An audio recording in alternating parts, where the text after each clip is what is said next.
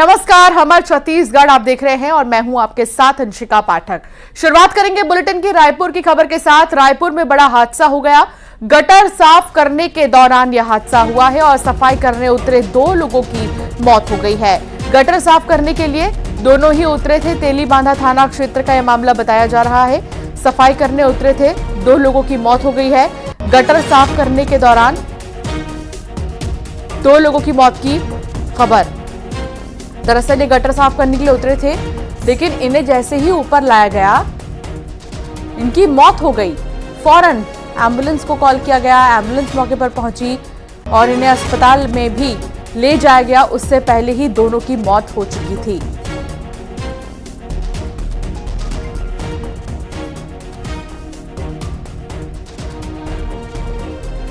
थाना तेलीबांधा अंतर्गत अशोक बिरयानी के 2 कर्मचारी अशोक बिरयानी के कहीं के गटर है उसको सफाई करने के लिए इस टंकी में उतरे हुए थे। उसी दौरान वो वहां बेहोश हो गए। उनको वहां से निकाला गया, हॉस्पिटल में एडमिट कराया गया, बीकेआर हॉस्पिटल में, जहां पर इन दोनों की मृत्यु हो गई ऐसा बताया जा रहा है। एक धमतरी का रहने वाला है जिसका नाम है डेविड साहू, दूसरा जांजगीर चांपा का है, का नाम है नील कमल पटेल। इसमें पुलिस मर्ग कायम करके जांच की कार्रवाई कर।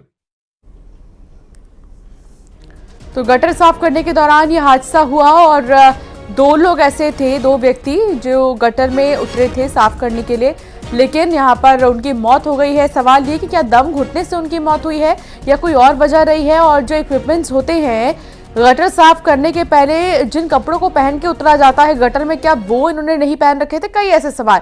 युगल तिवारी संवाददाता साथ जुड़ गए हैं। युगल, इस मौत का जिम्मेदार कौन? देखिए अंशिका, फिलहाल जो कमलेश और डेविड की जो मौत हुई है, तो प्राथमिक दृष्टि से जो होटल के जो संचालक है अशोका बिरयानी के, उनकी जो लापरवाही है वो फिलहाल अभी सामने आ रही है। पहले तो ये जो प्रशिक्षित जो गटर साफ करने वाले या सफाई कर्मी थे नहीं, तो आखिर तंग गटर पर इन्हें उतारा क्यों गया और क्यों इन्हें उतरने की अनुमति दी गई? ये दोनों उतरे थे और जो तंग जगह पर जो वहाँ छोटा एक पोल था उस पर ये दोनों फंस गए थे और अफरा तफरी वहां पर मच गई थी। जैसे ही अन्य कर्मचारियों को पता चला, तब तक ये दोनों गैस की वजह से वहां पर, चूंकि गटर था और सड़ांध है, बदबू आ रही थी और इस तरह के जो सिचुएशन वहां पर बने हुए थे, जिसकी वजह से इन दोनों का दम है अंदर घुट गया। उन्हें ले दे करके वापस जो खींचा गया, वापस निकाला गया। वहां पे जो स्थानीय लोग थे, जब तक जो अन्य मदद लिया जाता, जो स्पेशलिस्ट है वो वहां पर पहुंचे, उससे पहले स्थानीय लोगों ने उनको खींच करके निकाला है और गंभीर अवस्था में उन्हें निजी अस्पताल में भर्ती कराया गया था, जहां दोनों की मौत हो गई है। और एक जांजगीर का रहने वाला है तो दूसरा धमतरी का रहने वाला है। तो एक बड़ी लापरवाही फिलहाल वो जो होटल के संचालक है उसके सामने आ रही है। अगर गटर को साफ करना था तो निगम को क्यों इन्फॉर्म नहीं किया गया? आजकल गटर साफ करने के अत्याधुनिक मशीन भी आते हैं। बिल्कुल आते हैं युगल, आप ठीक कह रहे हैं और ऐसे में जवाब तो देना ही पड़ेगा। बहुत शुक्रिया युगल जानकारी साझा करने के लिए। इस बीच आपको सीधे ले चलते हैं बिलासपुर, जहां मुख्यमंत्री विष्णुदेव साय मंच पर मौजूद है और चुनाव प्रचार लगातार चल रहा है। इस प्रचार के सिलसिले में विष्णुदेव साय को आप मंच से सीधे देख सकते हैं। विष्णुदेव साय कई नेताओं के साथ मंच पर मौजूद है। बिलासपुर से तस्वीर हम आपको दिखा रहे हैं और कुछ ही देर में विष्णुदेव साय का संबोधन भी होगा, लेकिन उससे पहले लोकसभा नामांकन रैली सभा की ये तस्वीर आप देखिए कि लगातार जब 19 अप्रैल के लिए वोटों के लिए नेताओं ने नामांकन दाखिल किया था, तब भी इसी तरह रैलियों में जाकर विष्णुदेव साय वोटरों की अपील करते हुए नजर आ रहे थे। और एक बार फिर से अगले ही फेज के लिए लोकसभा नामांकन रैली सभा का आयोजन किया जा रहा है, जिसमें मुख्यमंत्री विष्णुदेव साय भी मौजूद है। अब उनको सम्मानित किया जा रहा है, यहाँ पर फूल पहनाकर उनका स्वागत किया जाएगा और साथ ही एक स्मृति चिन्ह दी जाएगी मुख्यमंत्री विष्णुदेव साय को। और ये देखिए, ये फूल उनके सम्मान में, उनके स्वागत में, ये तस्वीर आप देख रहे हैं, जहां पर बिलासपुर के प्रत्याशी भी मौजूद हैं मंच पर। लगातार प्रचार प्रसार का जो दौर है वो चल रहा है और इस बीच बिलासपुर से सीधी तस्वीर मुख्यमंत्री विष्णुदेव साय की।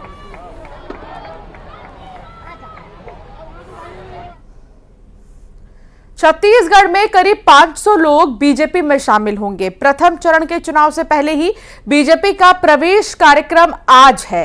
पूर्व विधायक समेत करीब 500 से भी ज्यादा लोग आज बीजेपी में शामिल होंगे।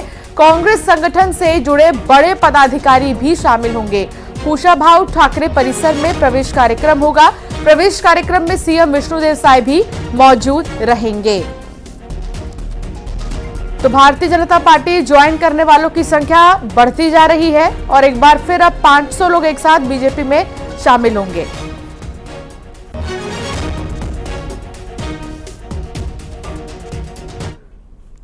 और अब खबर कांकेर से, सूत्रों के हवाले से बड़ी खबर। कांग्रेस के पूर्व विधायक शिशुपाल सोरी बीजेपी में शामिल हो सकते हैं। पिछले विधानसभा में टिकट कटने से नाराज चल रहे थे। कांग्रेस की कार्यशैली पर सवाल उठाए, स्थानीय नेताओं पर मनमानी करने के आरोप लगा रहे हैं। पीएम मोदी की कार्यशैली से प्रभावित होकर बीजेपी में शामिल होने की बात कहते नजर आ रहे हैं। आधिकारिक तौर पर अब इंतजार है कि वो कब बीजेपी में शामिल हो जाएंगे। सूत्रों के हवाले से फिलहाल ये खबर। राजनीति में एक बड़ी हलचल मचने जा रही है और कांकेर में कांग्रेस को एक बड़ा झटका मिल सकता है। जो पूर्व विधायक शिशुपाल सोरी हैं वो आज भाजपा प्रवेश करने जा रहे हैं, तो उनसे जानते हैं कि सर किन कारणों से आप भाजपा प्रवेश करने जा रहे हैं।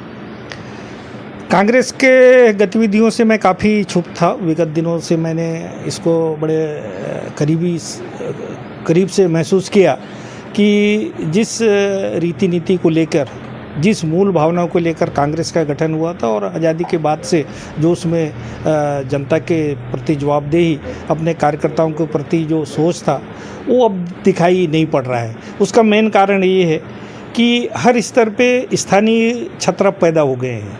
चाहे कांकेर की बात कहो, चाहे जगदलपुर की बात कहें, चाहे रायपुर की बात करें, और वो कांग्रेस पार्टी को अपने हिसाब से चलाना चाहते हैं। ना उन्हें कार्यकर्ताओं की पसंद नापसंद का कोई ज्ञान है, ना उनके इच्छाओं का उनके मन में कोई आदर है, और ना जनता के हितों के प्रति वो जवाबदेह हैं। तो ऐसी स्थिति में जो हमारा प्रजातांत्रिक ढांचा है वो कमज़ोर होते जा रहे हैं। जनता को चाहिए विकास, जनता को चाहिए एक समन्वय, जनता को चाहिए कि कैसे हमारा देश आगे बढ़े। तो उससे कहीं ना कहीं कांग्रेस पिछड़ते हुए नज़र आ रही है। तो एक विकल्प जो मुझे दिखाई पड़ा, जो मोदी जी के नेतृत्व में जो देश आगे बढ़ रहा है, जो उनका सबका साथ सबका विकास की बात करके एक मजबूत राष्ट्र बनाने की ओर जो उनके जो कदम चल रहे हैं, उस कदम से हमताल होकर पूरा देश चलने के लिए तैयार है। और उसी से मैं प्रभावित होकर कांग्रेस को छोड़कर बीजेपी ज्वाइन करने का निर्णय लिया है। जानकारी मिली है कि वहाँ माननीय मुख्यमंत्री विष्णुदेव साय जी रहेंगे और साथ ही साथ कुछ वरिष्ठ नेता और संगठन के कुछ वरिष्ठ पदाधिकारी वहाँ पे उपस्थित रहेंगे। जी देखिए, ये शिशुपाल सोरी जी पूर्व विधायक कांकेर में रहे हैं और ये अब कांग्रेस का साथ छोड़कर जो है भाजपा में प्रवेश लेंगे, और इन्होंने कहा है कि ये नरेंद्र मोदी से प्रेरित होकर जो है भाजपा में प्रवेश कर रहे हैं। खेमनारायण शर्मा, न्यूज़ 18 कांकेर। बिलासपुर में कांग्रेस नेता विष्णु यादव बीजेपी में शामिल हो गए हैं। सीएम साय की मौजूदगी में बीजेपी में वो शामिल हुए। विष्णु यादव बिलासपुर लोकसभा से कांग्रेस से टिकट मांग रहे थे। लोकसभा टिकट नहीं दिए जाने से नाराज थे और बीजेपी उन्होंने ज्वाइन कर ली।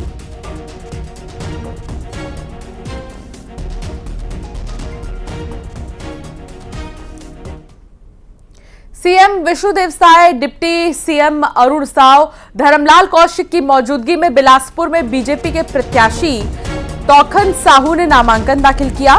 इस दौरान सीएम विष्णुदेव साय ने कहा कि बड़ी संख्या में कांग्रेसी नेता बीजेपी ज्वाइन कर रहे हैं। उन्होंने कहा है कि जब जीतते हैं तो ईवीएम पर कोई बात नहीं करते, हारते हैं तो हार का ठीकरा ईवीएम पर फोड़ते हैं। काम पर है उनको खुद सोचना चाहिए। आजादी के 75 वर्षों में 55-60 साल इस देश में राज की और आज उनकी स्थिति कहां पर पहुंच गई है, इसको सोचना चाहिए कि क्यों इस स्थिति पर करीब 34 आज हमारा मतलब 35वां विधानसभा होगा। बहुत अच्छा वातावरण है, जहाँ भी जा रहे हैं अच्छी सभा हो रही है और सैकड़ों हजारों की संख्या में 200-400 से लेकर 1500 तक कांग्रेसी आपका प्रवेश कर रहे हैं। न्यूज 18 एमपी छत्तीसगढ़ के दर्शकों के लिए शानदार मौका है।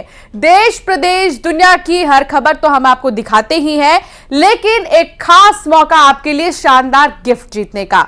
इसके लिए बस आपको देखते रहना है न्यूज 18 एमपी सीजी पर पहचान कौन कॉन्टेस्ट। इसके आसान सवालों के जवाब देने हैं और आप जीत सकते हैं एक से बढ़कर एक गिफ्ट। 7 से 9, दोपहर 12 से 2 और शाम 7 से 9 बजे का वक्त आप दर्शकों के लिए होगा बेहद खास, जब न्यूज 18 मध्य प्रदेश छत्तीसगढ़ पर खबर भी मिलेगी और इनाम भी एक साथ। न्यूज 18 पहचान कौन कॉन्टेस्ट में हिस्सा लीजिए और इन समयों पर दिखाई जा रही खबरों के बीच पूछे गए आसान से सवालों का जवाब दीजिए। सही जवाब जिताएगा शानदार इनाम। रजिस्टर करने के लिए QR कोड स्कैन करें या इस नंबर पर मिस कॉल दें। खबर देखिए, इनाम जीतिए, सिर्फ न्यूज 18 मध्य प्रदेश छत्तीसगढ़ पर। तो एक तस्वीर अब हम आपको दिखाएंगे पहचान कौन कॉन्टेस्ट में। पहचानिए, ये फिलहाल सरकार में मंत्री हैं, मौजूदा समय में सरकार में मंत्री भी हैं। ये चेहरा किसका है, पहचानिए और पाइए शानदार गिफ्ट। इस नंबर पर मिस कॉल भी कर सकते हैं आप और QR कोड भी स्कैन कर अपना जवाब दे सकते हैं।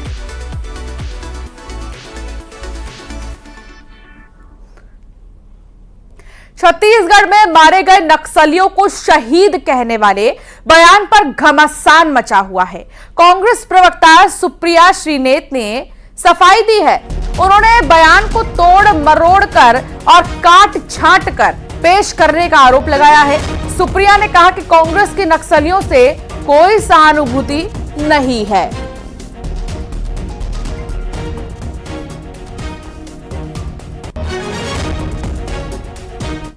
आपके सवाल की, क्योंकि भारतीय जनता पार्टी की फेक न्यूज फैक्ट्री मेरे बयान को काट छाट कर गलत तरीके से चला रही है। ऐसी हिंसा, ऐसे नक्सलियों के साथ हमारी जरा सी भी सहानुभूति हो सकती है। कांग्रेस वो पार्टी है जिसने अपने दो प्रधानमंत्रियों को हिंसा की बलिवेदी चढ़ते हुए देखा। आप किसी की बात को काट छाट के लगा दीजिएगा और मैं उसका जवाब दूंगी। शर्म आनी चाहिए इन लोगों। सुना आपने, सुप्रिया श्रीनेत ये कहती है उन लोग को शर्म आनी चाहिए जो लोग ऐसा कह रहे हैं कि मैंने ये कहा कि वो नक्सली शहीद हुए हैं। बता दें कि कांग्रेस प्रवक्ता सुप्रिया श्रीनेत ने छत्तीसगढ़ में मारे गए 29 नक्सलियों को शहीद बता दिया था। इस पर सियासत गर्मा गई। बीजेपी के गौरव भाटिया ने सोशल मीडिया पर कांग्रेस का यह बयान शेयर भी किया। उन्होंने कहा कि यह कांग्रेस का मानसिक दिवालियापन है। डिप्टी सीएम अरुण साहब ने कहा कि नक्सलियों को शहीद कहा जाना दुर्भाग्यजनक है। नक्सलियों को शहीद कहकर कांग्रेस ने लोकतंत्र पर प्रहार किया है। यह देश के सुरक्षा बलों पर प्रहार है। लोकतंत्र पर मुझे लगता है इसकी बिल्कुल गहन जांच होनी चाहिए और उन सब लोग जो शहीद हुए, हमारे सुरक्षाकर्मी भी कुछ घायल हुए, उन सबको हमारी संवेदनाएं हैं और इसमें कोई राजनीति का सवाल ही नहीं है। कांग्रेस पार्टी के प्रवक्ता द्वारा नक्सलियों को शहीद कहा जाना ये अत्यंत दुर्भाग्यजनक है, निंदनीय है। ये मुठभेड़ में मारे गए नक्सलियों को शहीद कहकर कांग्रेस पार्टी ने लोकतंत्र पर प्रहार किया है। कांग्रेस प्रवक्ता सुप्रिया श्रीनेत के नक्सलियों को शहीद बताने वाले बयान पर सियासी घमासान मचा है। छत्तीसगढ़ बीजेपी ने सोशल मीडिया प्लेटफॉर्म एक्स पर ट्वीट कर कांग्रेस पर हमला बोला है। बीजेपी ने एक्स पर लिखा कि जिन नक्सलियों ने छत्तीसगढ़ महतारी की धरती को निर्दोष छत्तीसगढ़ियों के खून से लाल किया है, ऐसे बर्बर नक्सलियों को शहीद बताकर छत्तीसगढ़ की जनता, पुलिस बल और लोकतंत्र का मजाक बनाने वाली कांग्रेस के राष्ट्रीय प्रवक्ता सुप्रिया श्रीनेत, आपका आगमन इस पावन धरती को स्वीकार्य नहीं है।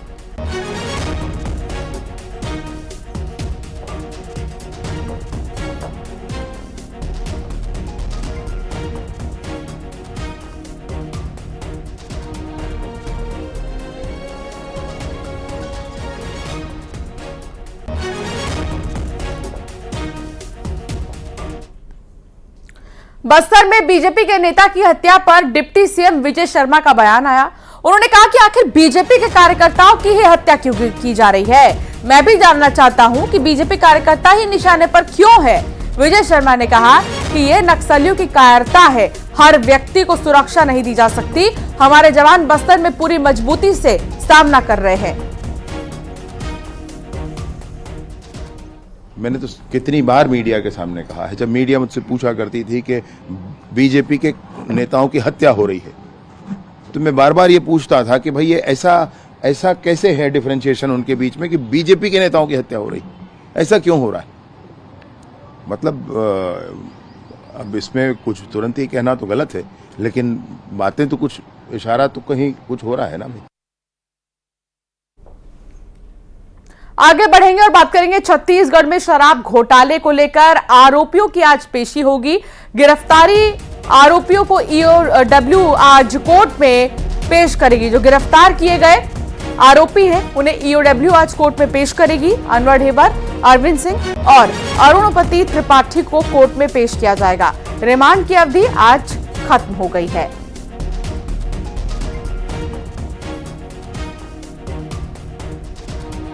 रिमांड की अवधि खत्म हो चुकी है, आज पेश किया जाएगा इन्हें कोर्ट में। हालांकि शराब घोटाला से जुड़ा हुआ ये पूरा मामला, इसमें किसको कितनी राहत मिलेगी इसके लिए इंतजार करना होगा। कोर्ट में पेशी के बाद सुनवाई के बाद फैसला आएगा। शराब घोटाले में इन आरोपियों की रिमांड की अवधि जो है वो खत्म हो रही है आज, और आज कोर्ट में पेशी होगी। देखना होगा कि रिमांड बढ़ेगी या फिर आगे कोई और निर्णय होगा कोर्ट का। तमाम ऐसी चीजों के लिए अभी इंतजार करना होगा। शराब घोटाले से जुड़ा ये पूरा मामला और आरोपियों की आज पेशी है।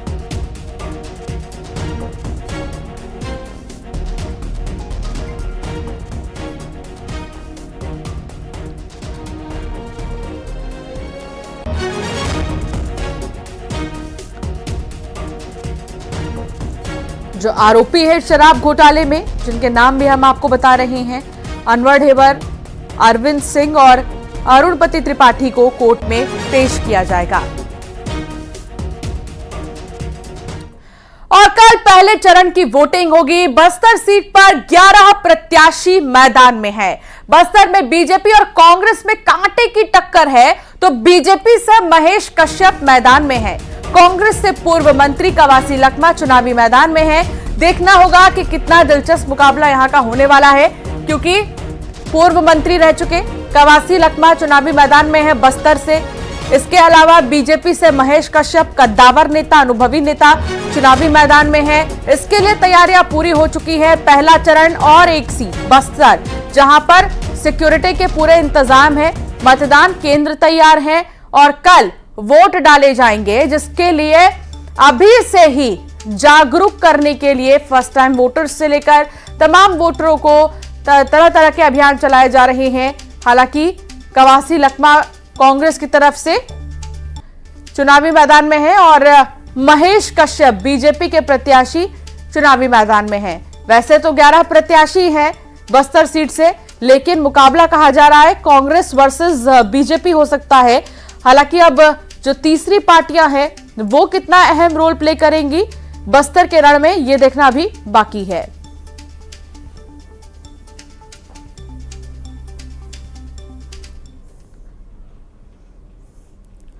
और अब कोंडागांव की बात करेंगे। कोंडागांव से भी मतदान दलों को रवाना कर दिया गया है।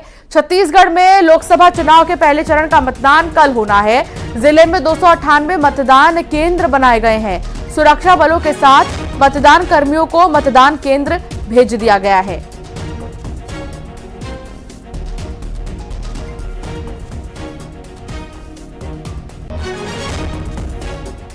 कल मतदान होना है पहले चरण का, और यहाँ से मतदान दल की रवानगी हो रही है। हमारे साथ में जिला निर्वाचन अधिकारी हैं। सर, यहाँ पर किस तरीके की व्यवस्था की गई है, कितने दलों को किस तरीके?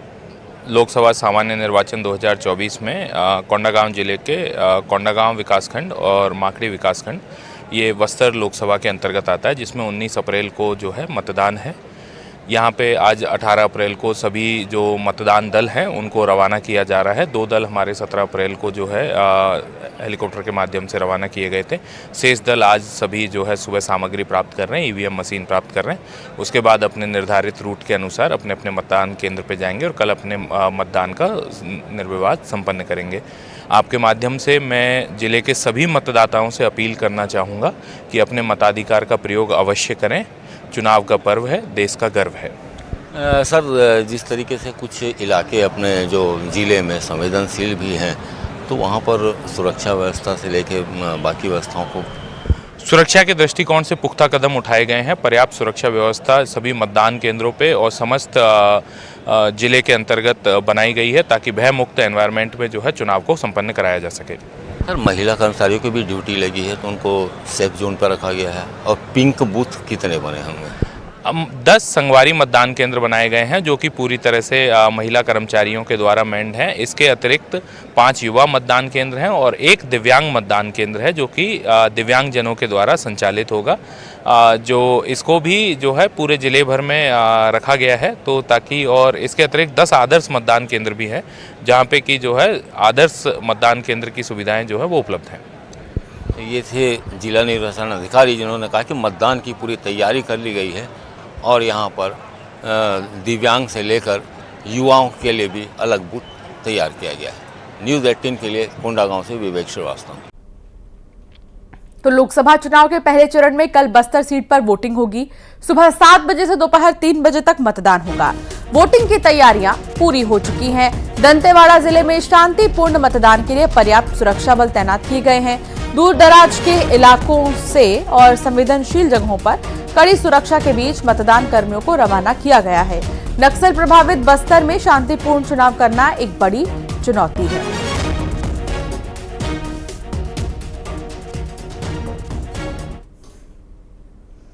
और चलिए अब एक नजर टॉप 20 खबरों पर। नक्सलियों को शहीद बताने